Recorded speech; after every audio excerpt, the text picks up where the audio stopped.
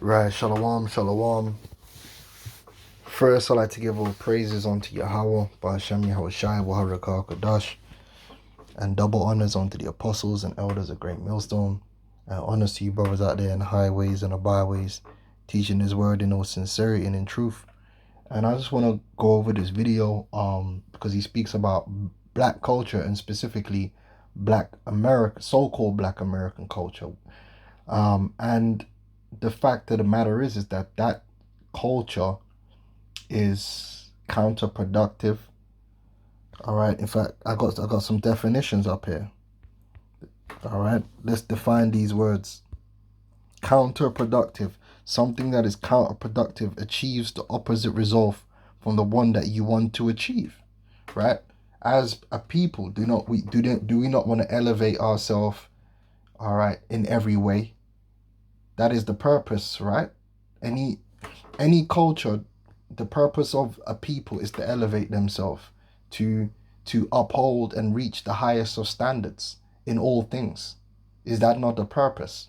So what you're supposed to do is have a culture that it is aiming towards that goal, right? Jake want to live good, right? Jake want to, but the culture they have is actually counterproductive to that end. They have a culture which is dysfunctional. Let's get that word. Right? And it causes dysfunction. Right? Dysfunctional, not operating normally or properly. Right? Dysfunctional. We can't operate properly, not with each other anyway. We cannot work together. We struggle to work together to do anything productive for ourselves. Even the man and woman, right? Husband and wife, brother and brother, we struggle to work together. Extremely dysfunctional, and a lot of that is down to our culture. Culture is very toxic. All right, and you see, this video ain't about blaming the so-called white man, because a part of so-called black culture is victim. The culture of being a victim and then using that as an excuse to continue doing foolishness. And that's also part of so-called black culture, to use the race card to excuse dysfunction and messed up behavior. No, there is an accountability. Esau is our enemy and he has a hand in this culture. But we also have a hand in this culture because we embrace it. People cannot be ideologically subverted unless they allow themselves to be ideologically subverted, because you desire it. If you didn't, you'd fight against it. And Jake doesn't fight against so-called black culture. That's why it's only getting worse, because boundaries are constantly being pushed and nobody fights against it, because there is no foundation. See, the foundation of our culture is supposed to be the word of the Most High. That's a sure foundation, and you defend that at all costs. You defend that and you instill that into the children. That's where you have a culture which has a sure foundation, which is built towards productivity and functionality. We don't have that. The center of our culture is what? A black hole. What does Jake actually stand for? As a people, beginning with the so-called Negroes, what do you stand for? What is at the center of your culture?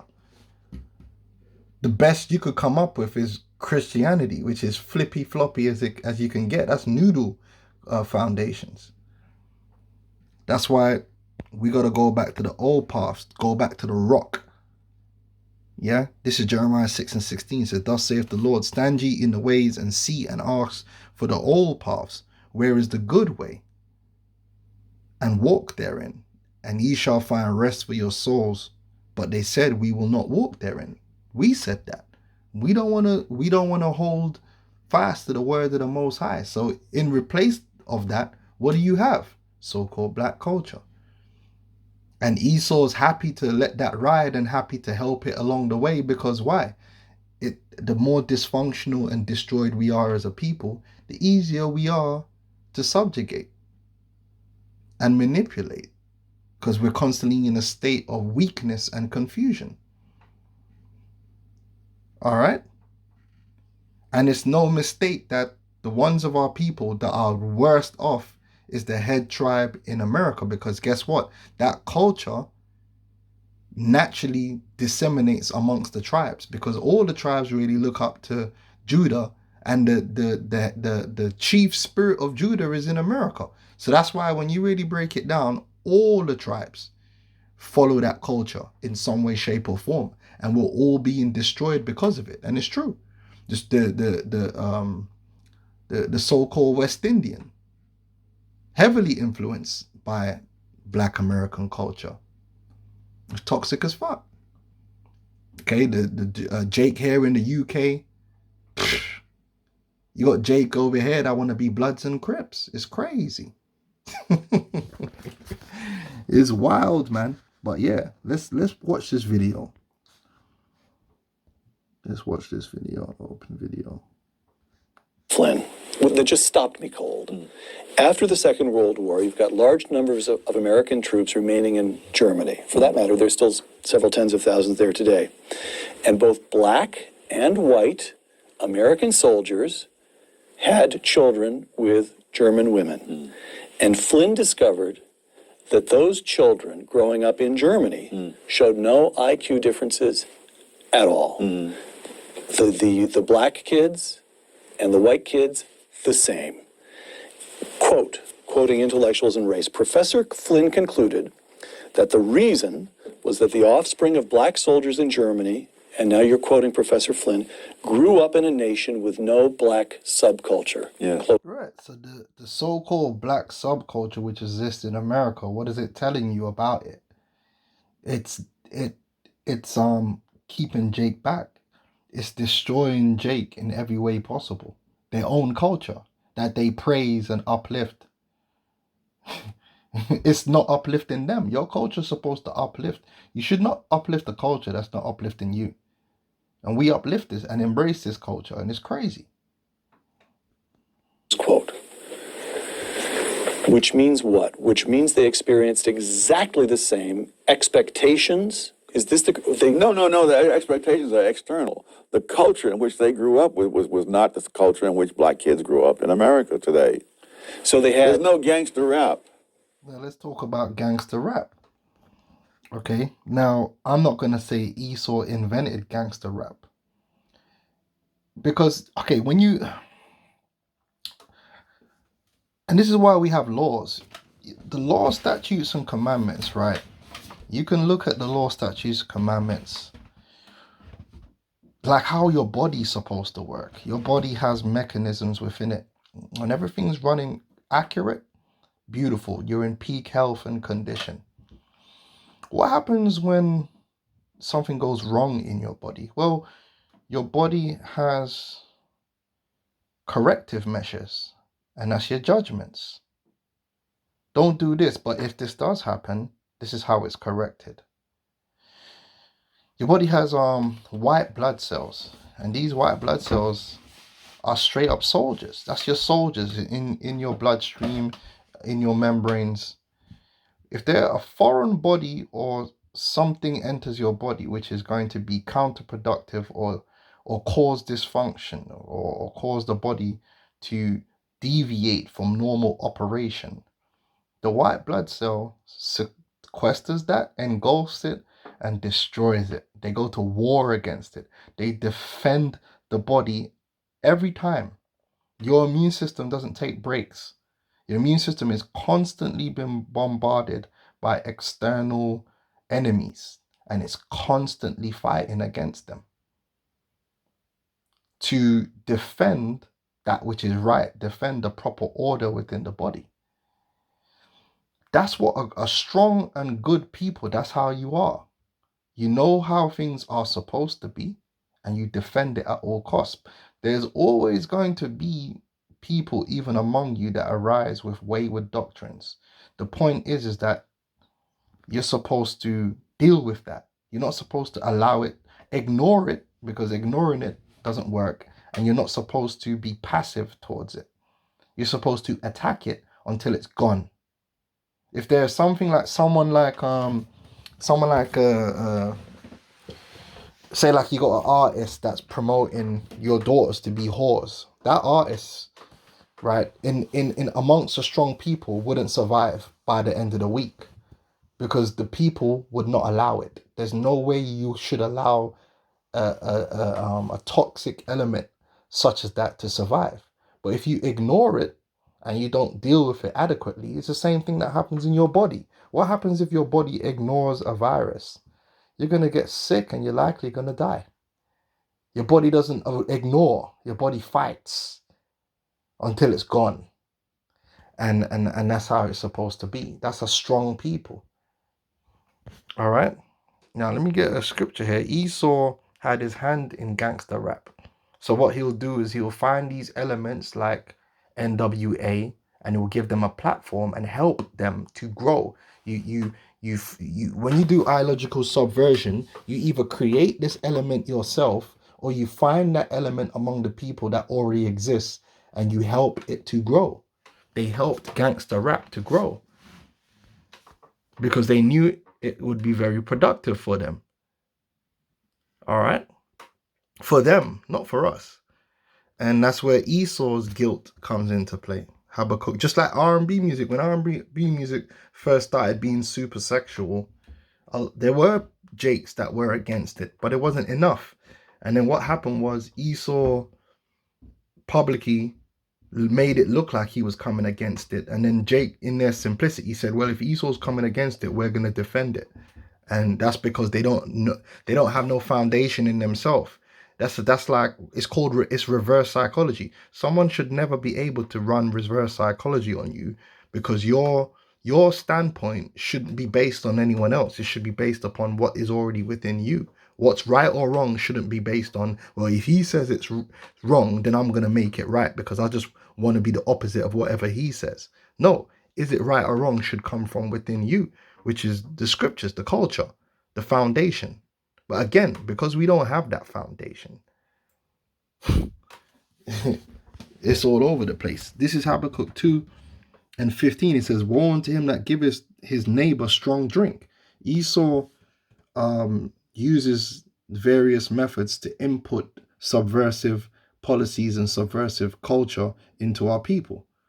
And he uses our own people to do it. These celebrities, the media, especially the entertainment industry. That is the biggest driver of our culture, the entertainment industry and these celebrities. And who runs and controls them? Esau Edom.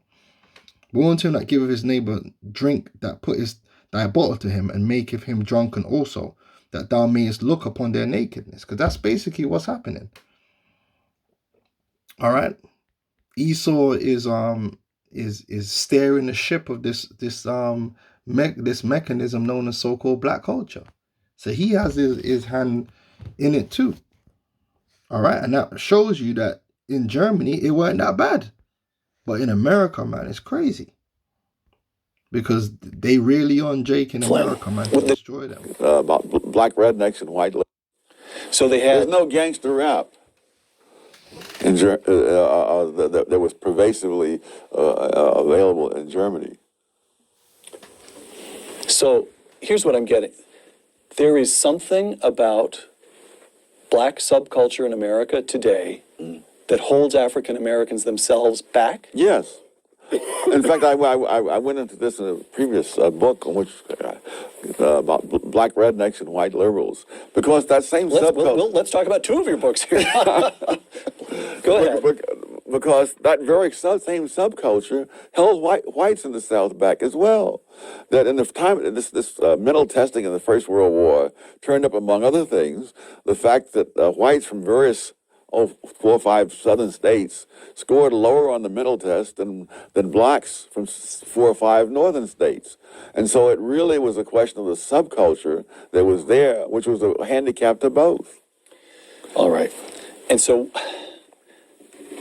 whose job is it to say, wrong subculture, folks, you're harming yourselves? Well, Well, I would think in an ideal world that intellectuals might take on that task, but Your intellectuals really, who the task is supposed to be down in a normal and functioning nation to the nobility. A nation is supposed to be led by its nobility. The problem with our people at the moment is we've been destroyed to the point where we don't really have a proper structure of patriarchy with proper nobilities. So what we do have is the nobility has been replaced by celebrities, and these celebrities are completely compromised. So you can't look to these celebrities for any example or guidance or influence because they're just, they're completely compromised. And so then the last ditch is the prophets. That's why the prophets are here. The prophets are here to bring forth this ministry, and it's funny because the place where our people are destroyed the most is the place where we're gonna be edified the most. And that's crazy. The edification, both the most toxic form of our culture and the perfect form of our culture, both of those things are pushed from America, within America. And that's crazy when you think about it. Because this truth, where's this truth? Where did this truth really come about and start being pushed among our people? In New York. So you got two opposing basically forces battling against the light and the dark, meeting each other and battling each other in America. That's crazy, right? But one of my favorite scriptures is Ephesians, and that's the purpose, and that's why Vocab Malone he's against this ministry, because see, this ministry is doing something that is special. The ministry is coming up against the ignorance and the darkness, which is so-called black culture, and bringing back the proper culture, a culture of light, right? And Vocab don't like that. That's why he's fighting against us more than anything. Because when you come into this truth, you will become a better person. You will become more functional. You will become more productive in all things, naturally, because this word is edifying on all levels. On all levels, there's nothing that this truth doesn't touch. It upgrades you on so many levels, which is what we've been missing, right? It sets higher this truth makes you set higher standards for yourself. You have to.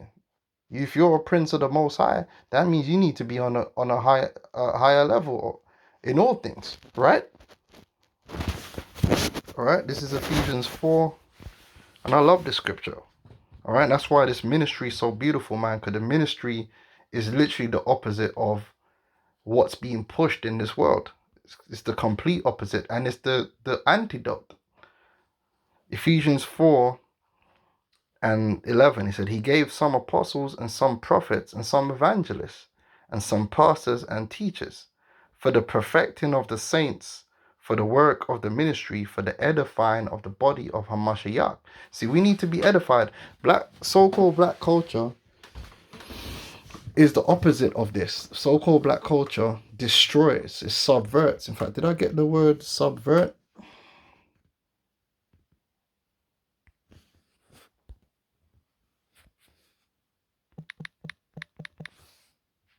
Subversion, right? It says the act of subverting, the state of being subverted, to systematically attempt to overthrow or undermine a government or political system by purpose working from within, to cause of overthrow or destruction. And that's what Esau works towards, to systematically destroy our people. And we embrace that, and we help that destruction. We actually help. We're so crazy and insane as a people. We embrace and help with our own destruction. It's insane.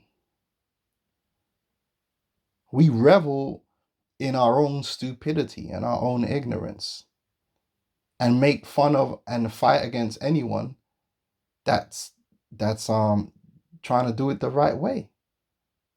It's sick. That's why you see them coming up against the men of the Lord and the prophets. You're fighting against that which is, you're fighting against life. That's why the scripture said, "He that hateth me loveth death." You're fighting against life itself and embracing death. It's crazy. It's insane. Like, why would you do that? Why would you? Why would you like do something which is counterproductive? It makes no sense. It's insane. But that's what we're living in right now. You know, peak insanity. That's what so-called black culture is. It's insanity. Whore culture, thug culture, money culture. It's the culture of the flesh, culture of just destroying yourself, self-destructive behavior. Insane. The scriptures is against self-destructive behavior. All right. For the perfecting of the saints, for the work of the ministry, for the edifying of the body of Mashiach, till we all come in the unity of the faith and of the knowledge of the Son of God, unto a perfect man, unto the measure of the stature of the fullness of Hamashiach. This truth is about making us perfect, man. Perfection. This truth is about us being on the path to perfection.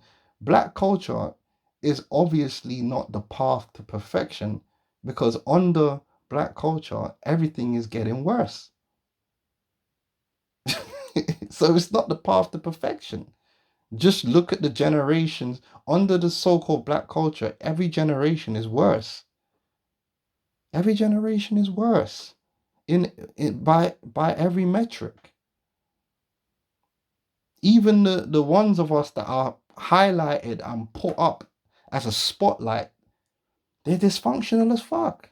They literally might be only good at one thing, and then the rest of their life is a complete mess. Just look at the celebrities that they put in your face every day. These are the people they put in front of you that everyone's aspiring to be, and look at their family life. Look at just look how dysfunctional they are. We're the most dysfunctional people there is. We're so dysfunctional that our dysfunction is normal to us. We think it's normal. And that's why the other nations look at us the way they do. Because even though they're messed up and they're heathens, we're so messed up. They even look in order compared to us. And they're messed up. Them heathens ain't the way. Trust me, they're far from perfect. But we are so far gone that they even are looking down on us. And that's when you got Elamite, yeah, which most of them Elamites lose their virginity to their father, yeah. When you got these dirty, stinking people looking at you crazy, then you know you've gone wrong somewhere. Like, you know, this whole culture is messed up, man. Baby mama culture. I got my hoes culture. There's no discipline, the whole idea of family, and it's all out of whack. And the truth is, niggas like it like that. Oh, yeah, these new bitches is hoes. Niggas love hoes. Niggas love the idea that you can get easy access to Panani on a Friday night. They like it. This is the truth. Niggas love it, man. That which is self-destructive to them, they love it because they just want that moment of pleasure that's easy to get. Niggas don't want to go out to a rave and they ain't getting no Panani. But the reality is that in a world where there's no holes and there's discipline, you would only get Panani in two ways, either a prostitute or a wife. And guess what? In a functioning society, prostitution will be at a bare minimum. There won't even be that many prostitutes because you're in a functional society. Really, there'd only be wives, because the situation that would develop to cause a woman to be a prostitute would be like next to nothing. But niggas love hoes, man. Niggas love just being able to deal. You ain't to have to run through 100 women. That's what niggas like. So it's like niggas like the dysfunction, but at the same time complain about it. It's weird. It's a weird, crazy world we live in, man. And that's why the whole thing needs to be just kaput, done away with. and we start from fresh and do things the right way. But it begins with understanding what our culture is supposed to be. And that's why we come out here, Isaiah 58:1. It says, cry aloud, spare not, lift up thy voice like a trumpet, and shew my people their transgression, and the house of Jacob their sins. We gotta basically put a rein on the parade, because Jake has fun destroying themselves. I mean, it's all fun till it's not fun, obviously, but they do have fun, and they enjoy it. Like, it's like they enjoy the ride until they get to the end of the ride, and then it's like, oh, yeah. But bro, that's where the ride was going. So we become party poopers, because we're saying, well, why don't we live a way which gives us longevity of life and happiness, instead of short-term pleasure for long-term pain? Jake don't want to hear that, man. Jake just want to have fun. And you see what the results are. You got a culture that's basically very infantile, impulsive, infantile culture that's not mature at all. So-called black culture is not mature. It's dominated by teenagers.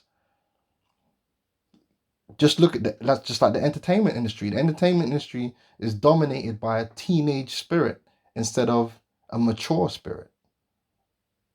Think about it.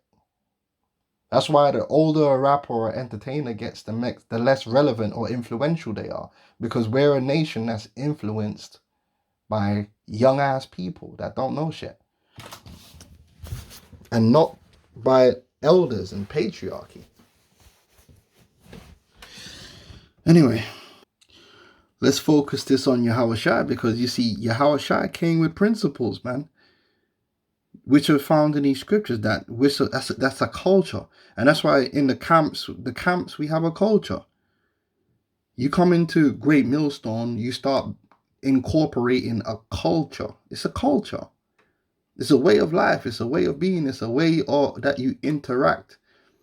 And we want it to be functional. You want brothers to operate functionally with each other, in harmony and peace, and be able to deal with problems when they come in a functional manner that's productive. We see how Jake deal with conflict.